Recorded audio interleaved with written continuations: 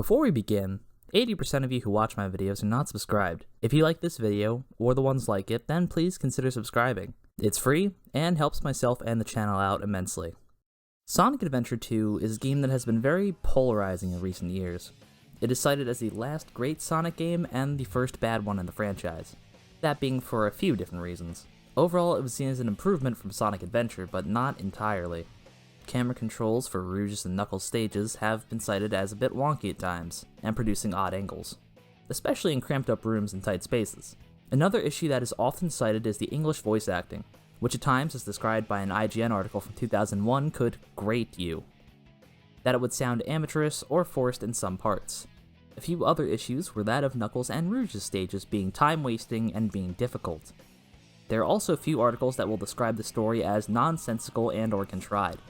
These same criticisms leveled, echoed, and popularized by Aaron of Game Grumps, Some Call Me Johnny, and Pro Jared. Now, there is a reason that I'm bringing all this up. This intro will act as a disclaimer for a series called Saving Sonic, where we're going to explain not only how modern Sonic is flawed, but also giving Adventure 2 its fair shake. And no, this doesn't necessarily mean I'm going to be as positive as Ruby was either. But I want to clear up misconceptions about the game as a whole, as some of you who haven't played the game hold a negative opinion because of those dick waffles. And please, do not confuse my insults for my arguments, as it's a good way for me to not only express how much I care about the subject matter, but could also provide brief moments of levity. To get this out of the way, I enjoyed this game very much in my childhood. However, this enjoyment in the past will have no sway on my current thoughts on the game. This series could also extend into other games of the franchise if requested. This will be the first of 2 parts regarding Sonic Adventure 2. This part being the hero story, the next part being the dark story, ending, and side content in the game. The second part, however, will not come until the middle of April, as I'm working on the Borderlands 3 DLC 2 video as we speak. So with all that being said, I hope you enjoy the video. Our story begins with Sonic being detained in a helicopter. We aren't given a reason as to why, and after a bit of radio chatter, Sonic breaks out of the helicopter. This cutscene encapsulates everything about Sonic the Hedgehog. His sense of humor, cockiness, and sense of cool are all portrayed here really well. Especially the sly smile and hand wave at the end, beckoning the player to come along on Sonic's adventure. I also really like the small transitions that tell us where our character is at what time. It's a nice way to keep the story together. What follows that cutscene is Sonic being dropped from the sky on a helicopter wing, grinding down the streets of San Francisco, when one of the best parts about this game hits, the soundtrack, with the opening track for the first level being called Escape from the City.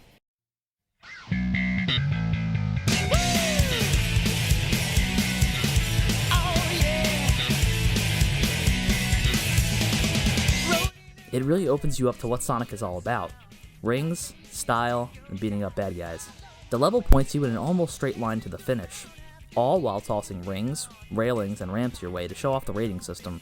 Doing tricks and killing enemies in quick succession will net you more points that come with the higher ratings. There's some light platforming in the level as well, to throw you off from holding just forward, and there's enemies who will drop in front of you to do the same. Towards the end of the level, a giant gun truck will chase you, which to me characterizes Gun to not care much for what collateral damage they cause, as long as they get their target. Overall, this level is a perfect introduction for a 3D Sonic game. We then have to fight Bigfoot. Bigfoot is a gun mech and acts as our first boss. He will fly around, shooting at us and destroying crates the whole time. We can use these crates to get enough height to hit the cockpit on Bigfoot. Alternatively, you could wait until Bigfoot lands. He will launch 3 missile barrages and can be hit afterwards. Do this on repeat and you'll defeat him. After defeating Bigfoot, we come to another cutscene with Sonic looking bewildered. The camera then pans to a new character who looks very similar to Sonic, monologuing over top of the defeated Bigfoot. We see this character hold up a Chaos Emerald saying that it holds the ultimate power. Sonic runs up to confront him and says that the military has mistaken him for this new hedgehog. Sonic runs to confront him when the new character uses Chaos Control, a power letting the user teleport using the emerald. This new character introduces himself as Shadow, the ultimate life form. Shadow then teleports away and Sonic is cornered and captured by the military.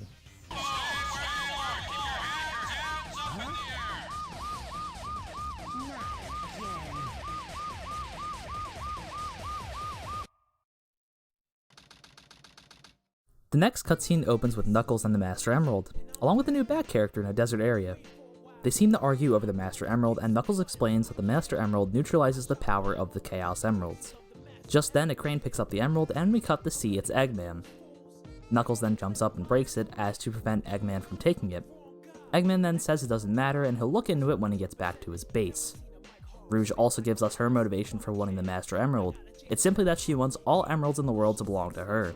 I love the banter between Rouge the Batgirl and Knuckles. They act as foils for one another, with Knuckles being more closed off and defensive, and Rouge being open and more aggressive. Eggman's cockiness is also entertaining to watch here. This cutscene, however, does show its clunkiness with age, but I don't think I have to say that again due to it being fairly obvious. I also won't be judging them based on their age, but what they try to convey and how well they do it. Our first treasure hunt mission is Wild Canyon, where we play as Knuckles and try to find the 3 parts of the Master Emerald. This has been changed from Sonic Adventure Battle 1, and where Knuckles' levels would take place in the same location as Tails and Sonic's, but he would be able to access other parts of the levels and have the gem finding objective. These missions could take you a half hour or a minute and a half, depending on how well you know the maps. Wild Canyon itself is probably the smallest map for emerald hunting. In spawn, there's a giant room which holds a handful of locations for the first gem. Going up the wind tunnel, you can either drop down to a somewhat enclosed area, or go left or right respectively to 2 alley-like paths. There are a few hidden spots in each area, on average about 4 or 5 spots each. This itself sounds extremely difficult, but the game gives you 2 things to help. The first being the Emerald Radar, which will ping from green to yellow to red depending on how close you are to the emerald. Green being the furthest, and red being the closest.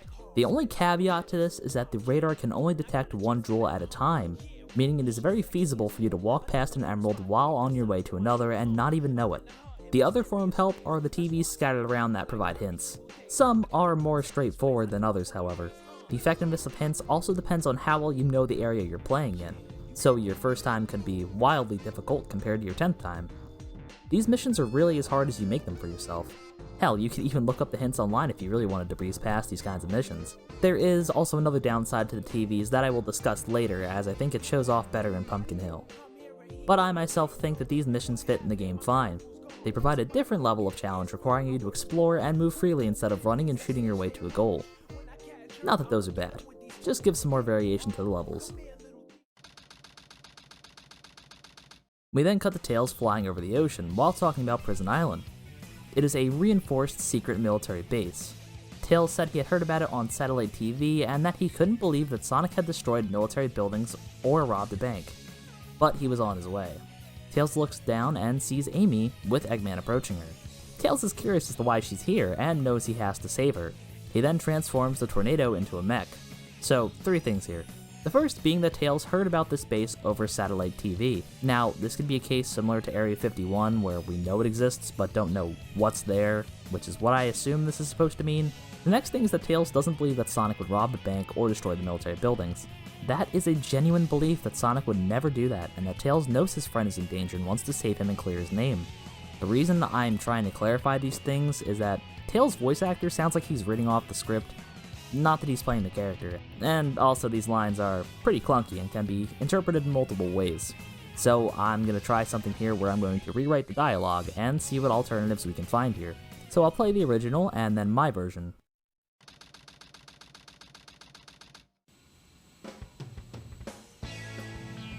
There's no mistake about it. This must be the island. It's a secret military base that is reinforced and super strong. It's called Prison Island. I heard the news about it on satellite TV. I still can't believe that Sonic would destroy the military building or rob the bank. Wait for me, okay, Sonic? I'm on my way. What? Hey, look, it's Amy. And Eggman, too. What's Amy doing here? Doesn't matter. I have to help Amy because she's in danger. Tornado transformation!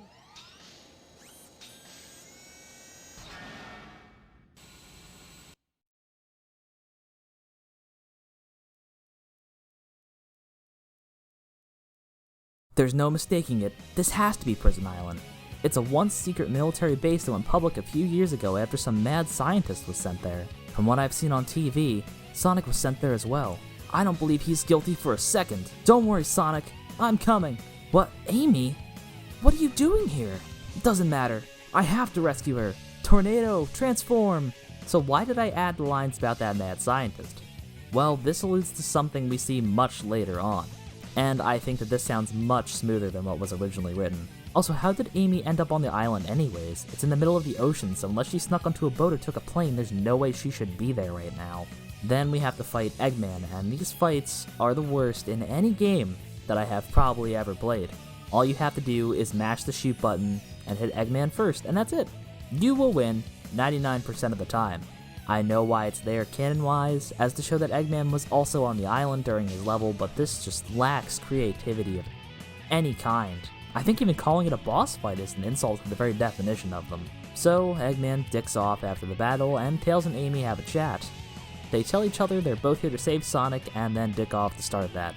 The first mission as Tails' mech is called Prison Lane, which has Tails breaking Sonic out of jail. This is a stark contrast to Tails' levels in Sonic Adventure 1 that had more Sonic-style levels. Instead of a goal, Tails would find the Chaos Emeralds. He could fly and use his tails to attack enemies. I haven't played Sonic Adventure 1, so I won't say whether this is an improvement or not, as I honestly couldn't tell you. As Tails, you want to shoot as many enemies as you can in your lock-on, the maximum being 10. This nets you points and again features the cool, extreme, and things like that. The level has you run through tight corridors leading to enemies that you can rack up points from. Platforms will push Tails up to the next section, and some sections require you to kill all the enemies in sight head before letting you pass through. Be careful, as some of the flying ones can be a bit tricky to see without rotating the camera. The level also again will drop enemies in front of you to prevent you from just holding forward. That's a very prevalent thing throughout the level design, and it's actually really smart. It encourages exploration and entices players to try different things. This includes the scoring and ranking systems that entice players to do better, but we'll touch on that towards the end of the section. We then cut to Sonic pacing in a cell with Amy breaking in through a panel in the ceiling. And, you know, I'm gonna just let this one play. Amy, keep your voice down. Have no fear. Amy Rose is here.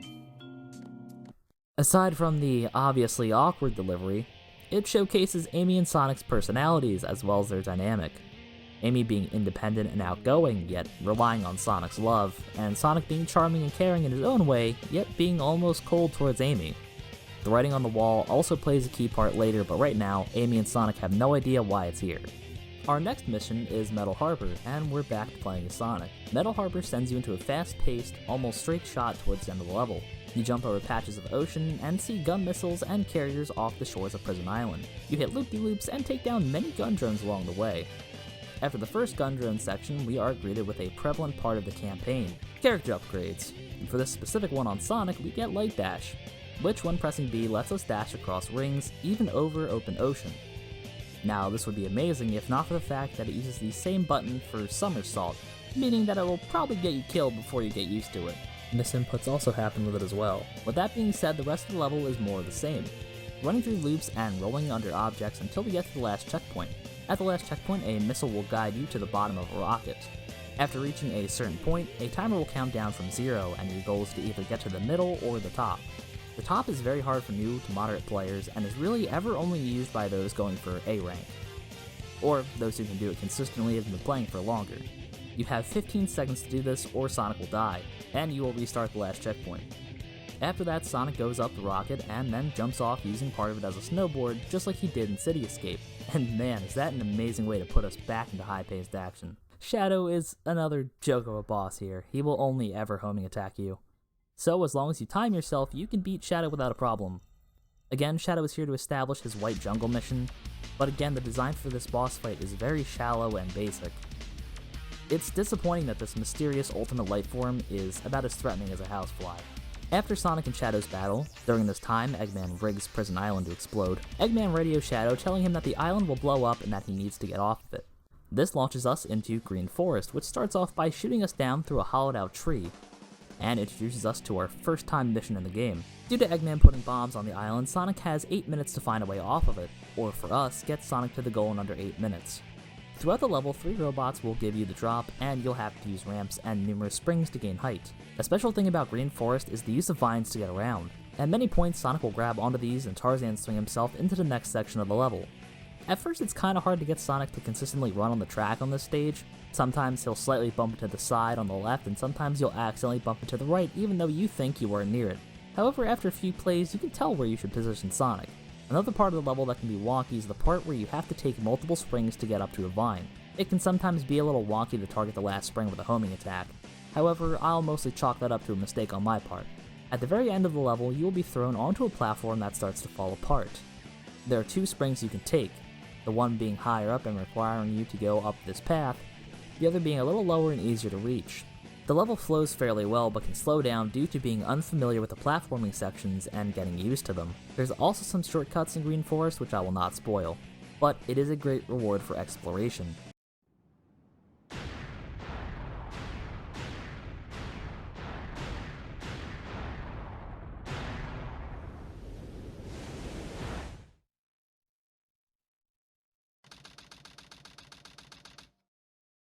The next Knuckles stage is Pumpkin Hill, where there's an open area of connecting pathways leading to 3 different mountains. These are Pumpkin Mountain, which has the chimney on top, Church Mountain, which has a church on top, and Ghost Train Mountain, which has a ghost train. There's also small pumpkin towers that show different emotions on them. Did I say ghost train? Yes, the ghost train will go around the mountain that it is on, and there's little switches you can hit that will change its course. Some spots in Pumpkin Hill can be a little tricky, however, and use specific info about the levels such as the Forgotten Hut on Church Mountain, or the sad-faced Pumpkin Tower. And this is the downside to the TVs I was talking about earlier. You see, the first hint that you get on the TVs will be very vague. Some are as vague as, when you've done something bad. And it's a lonely grave at the bottom of a mountain. How does that even correlate? Luckily with the hint machines, you have 3 uses for each gem. The first being the worst detailed, and the last being an almost perfect description of where it is, if you know the area well. Pumpkin Hill can be very frustrating for beginners, but honestly, after playing it 4 times, I managed to snag an A rank pretty easily without use of guides or anything like that. That's just been my experience though. After this, Eggman makes an announcement. I come to make an announcement. Shadow the Hedgehog's a bitch-ass motherfucker. He pissed on my fucking wife. That's right. He took his hedgehog fucking quilly dick out and he pissed on my fucking wife and he said his dick was this big. That's right, baby. All points, no quills, no pillows. Look at that. It looks like 2 balls in a bong. He fucked my wife, so guess what? I'm gonna fuck the earth. Broadcasting all around the world that Eggman will rule them all soon. Eggman then commands the Ark to fire at the moon, blowing half of it up. We then cut to Amy, Tails, and Sonic discussing what Eggman has done. Tails then reveals a Chaos Emerald, and he says that he can use the emerald to locate the others as they attract to each other. Our heroes then flee from the police. Mission Street follows Knuckles' Pumpkin Hill stage. This stage has us up running through what looks like Shadow's Radical Highway in Tails' mech. We go through underpasses and travel along the highway while it's being bombed by gun jets. Pieces of the highway will fall apart in some sections, and gun robots will also be dropped on us from time to time. There's also floating platforms that you have to climb your way up to, with one section having a pesky jet that you should watch out for. At one part, the highway will twist and turn in 3 sections, and you have to cross over it. You run through the overpass, down the road, and if you're too slow, a jet will bomb the section of the highway above you and drop it on you. You then reach the goal. This level will probably again be frustrating to new players, due to being unfamiliar with the dropping points of the robots, the parts of the highways that drop, though they are highlighted in a bright gray color. However, this level, just like Sonic and Tails levels so far, have all been fairly well paced. There's also an upgrade you can grab for Tails here, which is the booster, allowing Tails to hover in the air. This is extremely useful and overall will help us out later in Tails sections. So our next Knuckles stage is Aquatic Mine, and I won't lie to you, I am not at all familiar with this stage, even from my childhood, and I think that this is one that me and my friend just kinda skipped, so actually getting to explore it was pretty cool. The gimmick for this stage is that there are switches which control the amount of water going into the middle of the stage. There are 2 at the start, and if you walk forward and go up the pulley, there's a 3rd one. This 3rd switch is what lets us grab Knuckles' upgrade called the Air Necklace, letting Knuckles breathe underwater. This upgrade will be heavily important to us later on. Speaking of helping us, the Air Necklace will help us access other areas in here, being that we have been to 2 of the 4 levels in this area. One area being the pulley we went up to the Ghost Room, to the elevator shaft, and finally, where we got the Air Necklace. There are also some odd camera angles that can happen when going to the 3rd level called the Abyss. It can get a little funky at times, but it's nothing too serious. Some locations for the Emerald can be out in the open or in places you really wouldn't think to look, like the Jumbo Face above the starting area. These spots will definitely be tricky for some players to get used to, but that can be said for every Knuckles stage. Other than that, this is an interesting stage, although not nearly as good as Wild Canyon or Pumpkin Hill. Tails and Amy are chatting while Sonic contacts them and asks them about the other emeralds. Tails isn't getting any signals and suggests they were taken to outer space. Knuckles then climbs up to a manhole. Tails then says he found transcripts for a call between Eggman and the President of the United States, and it's coming from the President's limo, so our heroes go out to find it. Then we get a very unique mission called Route 101, where we get to drive the tornado as Tails. We drive around on a highway while trying to find the President's limo. We hit 2 checkpoints before we find him, and the level goes as fast as you, the player, do.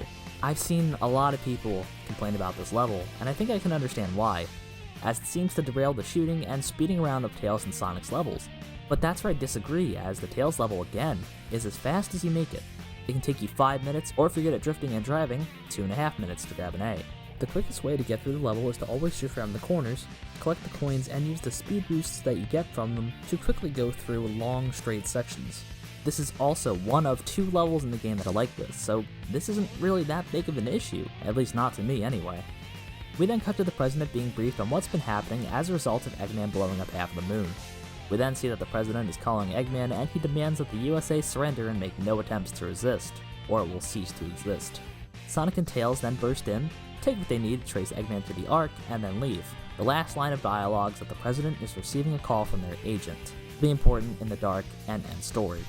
So our heroes are in Egypt, and they discuss how Eggman and Rouge went inside one of the pyramids.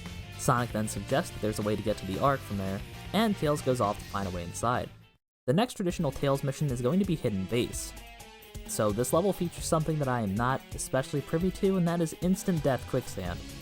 In some spots like the beginning and right before the middle section it's fine, but right before the middle section, one quick step off the platform and you're back at the last checkpoint. The dynamite we shot in Tails' other missions also comes back here, except this time it drops platforms for us to jump to. There's also doors that we have to shoot open to get past here. I actually really like these 2 additions, and I think that it adds a lot to this level. There's also some pulleys you can grab onto to go upwards like usual, and sometimes there'll be containers you shoot to advance. New enemies are also added, which are robot monkeys that throw bombs at you, as well as these spiky ball things. This level does some interesting things here and there with Tails' mech, but is similar to the other levels. There's also an upgrade for the Mystic Melody, letting you access areas you normally wouldn't be able to, and this can be acquired after you get the bazooka later on in the game. Overall, it's another well-constructed level. Pyramid Cave is our next Sonic level, after a bit of not having one. Pyramid Cave is unique in that we need to jump and or attack switches that will open doors for us. These doors also have a time limit when getting under them. New robots will also appear throughout the level, harkening back to Omega's design from Sonic Adventure. They are also powered by animals.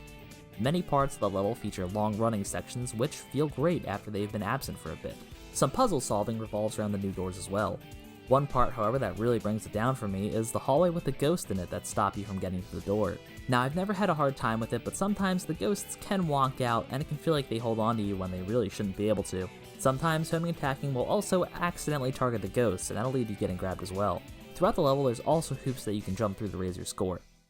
Death Chamber is our next Knuckles level. It has us grabbing 3 keys in Eggman's base. There are 4 rooms we can go to which are labeled in color.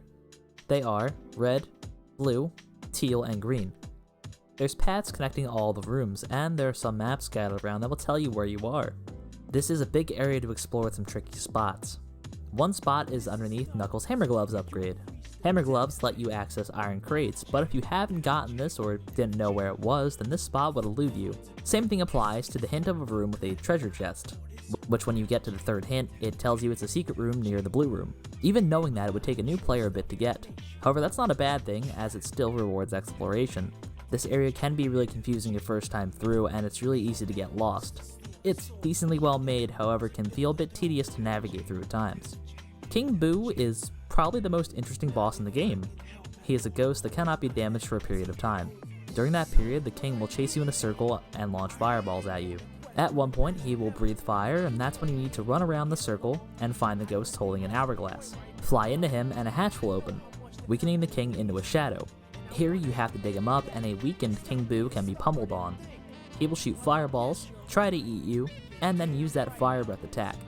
This is the most interesting boss in the hero's story, at least to me. The use of the digging mechanic and having to seek out his weakness is definitely an upgrade to the other bosses in the game. It tries to do something different and succeeds. When I was a kid, I distinctly remember hating this boss, mostly because he freaked me out, but also because 6-year-old me didn't understand his mechanics, until I got older and realized how stupid younger me was. However, the game could have used more bosses like King Boo, but we'll get to that in the summary. Our next cutscene starts with the door sliding open and Knuckles wiping his brow. The crew meet up, and another door opens with Eggman behind it. Eggman then summons a giant golem to fight Sonic. The golem fight, much like King Boo, is an interesting one. The golem will slam down with a few varying attacks, and the goal here is to get to the back of the golem. He will slam his fist down and sweep one arm around the circular arena to damage Sonic. From his back, we hop on, climb up to the top of him to damage him. If you fall off the arena into the sand below, you can find containers of rings, but be warned, if you don't press A quick enough, you will sink to your doom in the quicksand. Rinse and repeat, and he's done for it. I absolutely love this boss fight, and I think that the Bio-Lizard, King Boo, and the Golem are the best bosses in the series, hands down and bar none. The Golem tries something new, creative, and isn't a Shadow or Eggman fight, so it gets a pass from me. After all that, we have a cutscene showing the top of one of the pyramids opening up and hosting a rocket. We then see Sonic boarding it before it's sent up into space.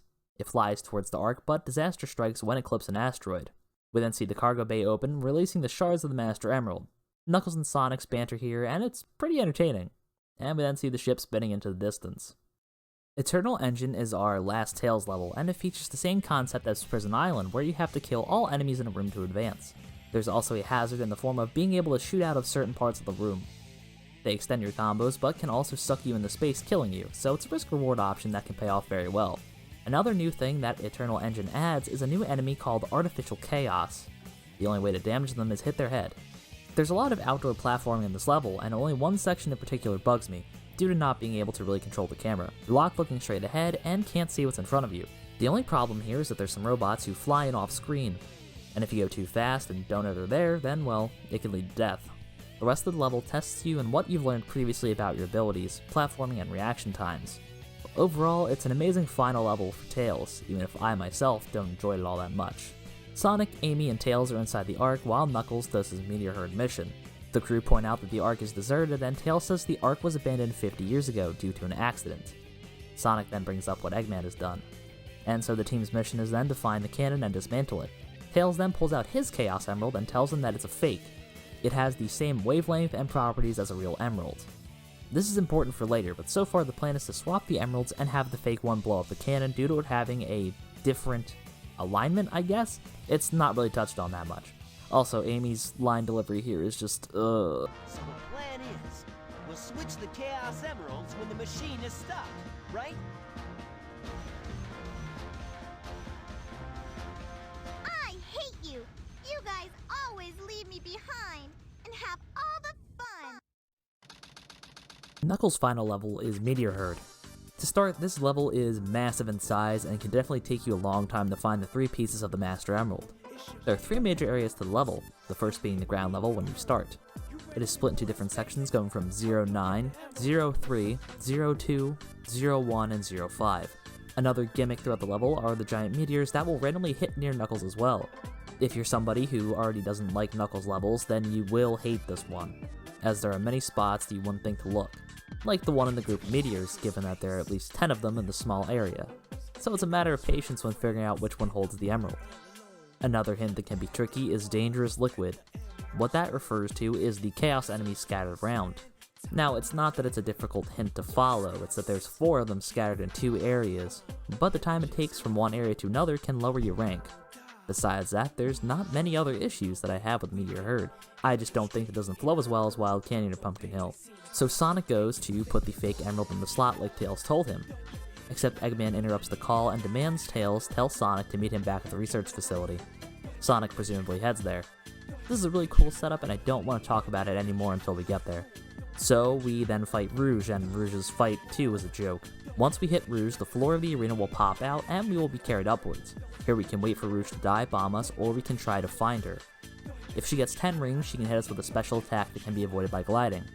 And if she gets stuck floating, you can dive bomb her repeatedly for a quick kill. Again, I'm not sure what to say other than what I've already said about Shadow and Eggman. So after we beat the shit out of Rouge, both are extremely exhausted and stubborn when Rouge slips and falls to her death. Except Knuckles saves her.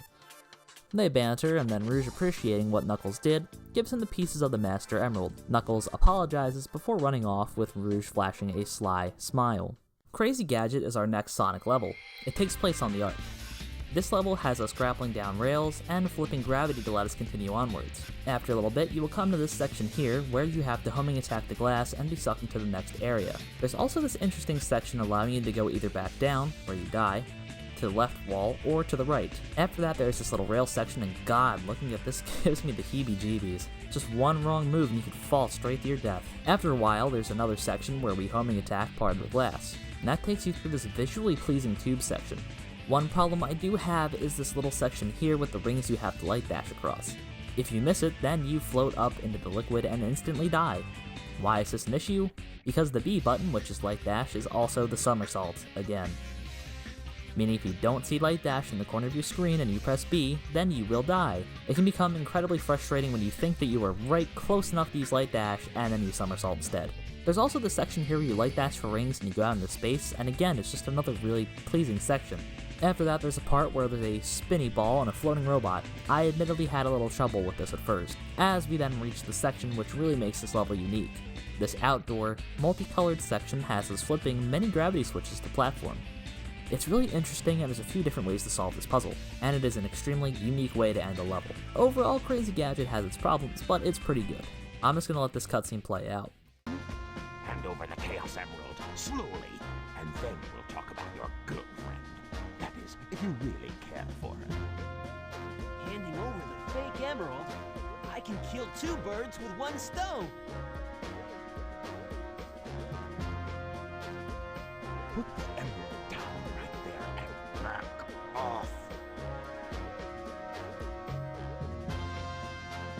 You've turned into a big-time villain, Doctor.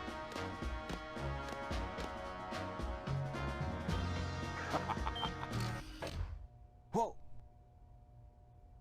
You thought you could trick me with that fake emerald, didn't you? So, how did you know it wasn't the real one? Tails! Because you just told me, Fox Boy. Now for a little space ride. Capsule clears the colony bad. I'm counting on you, Tails. And Amy, take care of yourself. Farewell, Sonic the Hedgehog.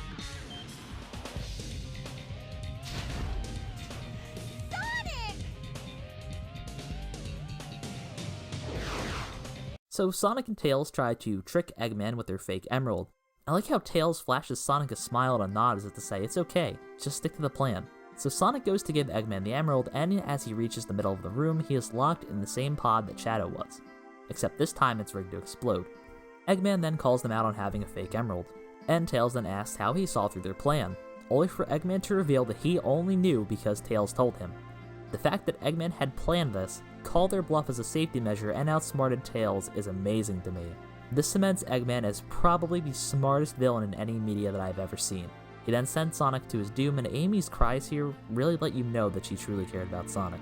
As we cut to Sonic in the pod, we hear Tails talk about the wavelength and Sonic grasping the emerald. So a small spoiler, I guess, Sonic does survive this by using Chaos Control with the fake emerald.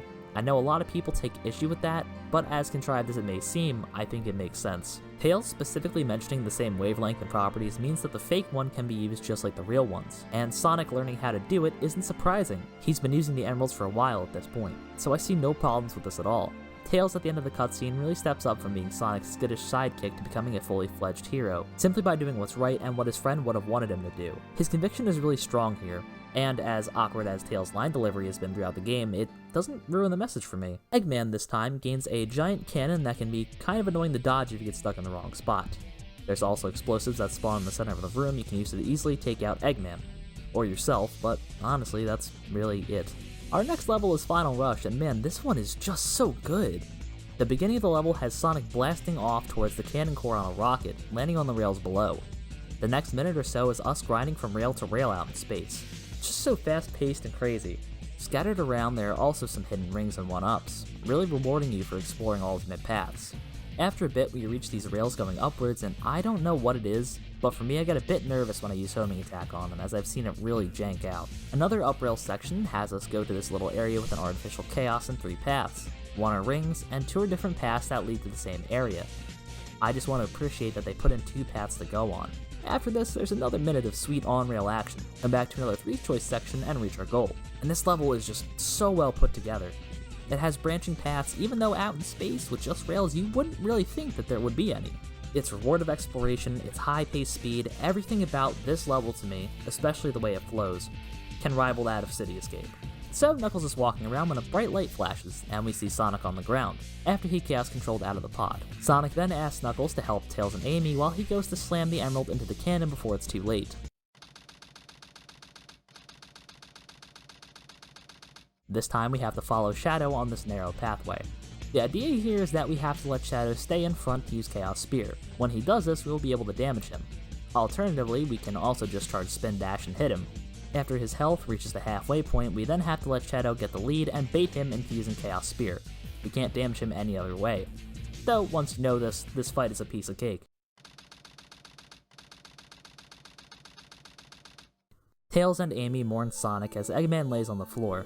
When Tails heartbrokenly tells his friend that he defeated Eggman, Sonic radios him and tells him he did a good job. The arc then starts to open, and we see that the cannon itself starts to explode.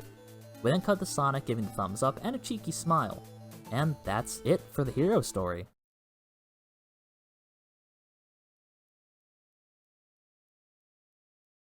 Sonic Adventure 2's hero story has some fantastic missions that are iconic to the franchise.